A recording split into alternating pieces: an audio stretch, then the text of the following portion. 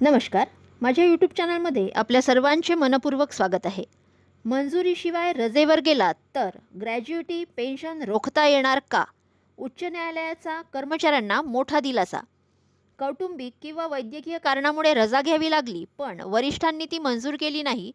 कर्मचारी कामावर गैरहजर राहिला तर त्याची ग्रॅज्युइटी पेन्शन आणि इतर निवृत्तीविषयक लाभ काढून घेता येतील का? तर याबद्दल उच्च न्यायालयाने महत्त्वपूर्ण निर्णय देत कर्मचाऱ्यांना मोठा दिलासा दिला आहे.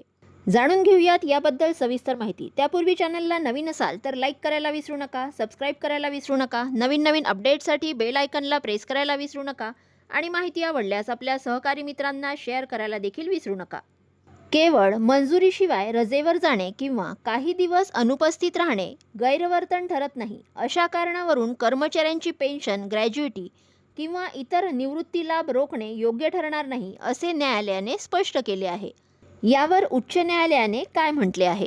न्यायालयाने एका याचिकेच्या सुनावणीमध्ये CATचा आदेश रद्द करत निर्णय दिला आहे.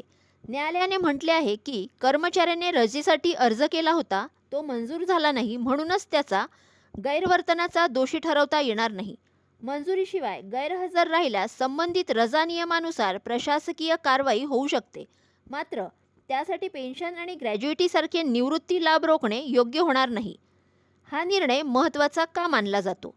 हा निर्णय देशभरातील लाखो कर्मचारी आणि निमसरकारी कर्मचाऱ्यांसाठी महत्त्वाचा ठरू शकतो, असे कायदेतज्ञांचे म्हणणे आहे.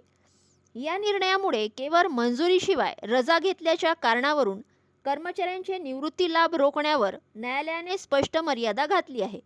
भविष्यात अशा प्रकरणांमध्ये हा निकाल महत्त्वाचा संदर्भ ठरू शकतो.